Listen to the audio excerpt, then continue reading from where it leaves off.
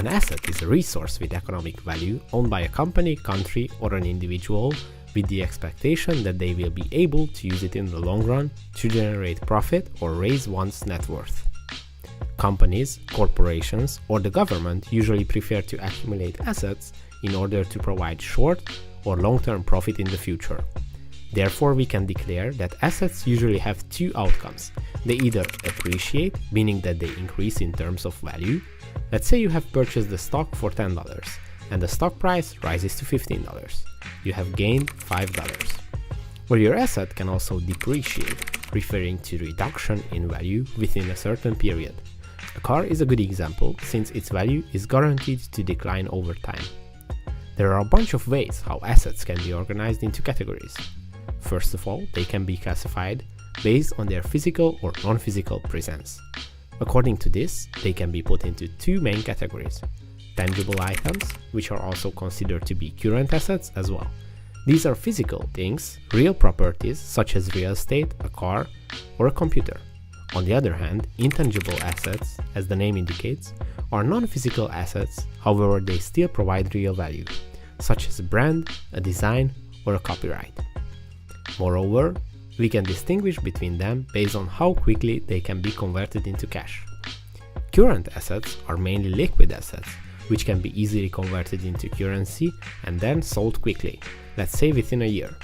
These assets are cash, short-term investments, stocks, and so on. Fixed assets, also known as long-term assets, might not be that easy to be converted into cash, as the name indicates. Companies use these assets over longer periods to generate income, such as land, building, machinery, or pieces of equipment. Another crucial aspect in the categorization of assets is their use and/or purpose. According to this feature, we can divide assets into two distinct groups: operating and non-operating assets. Operating assets are necessary for conducting the daily operations of a corporation or business.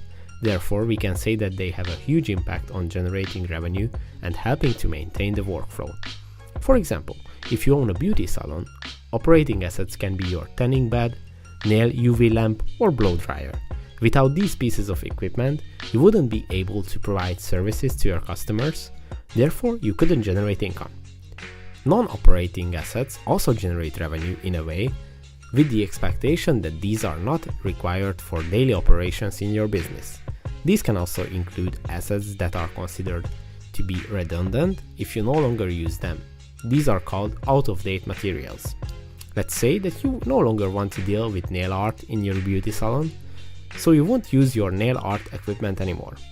They become redundant since they won't generate profit anymore. We refer to these items as non-operating assets. That's why many of these items end up being sold. Thanks for watching this video. If you would like to support our channel and free education, the best way is by sending a super thanks donation right below this video. If you want to learn more, visit our channel, please subscribe and check out these playlists.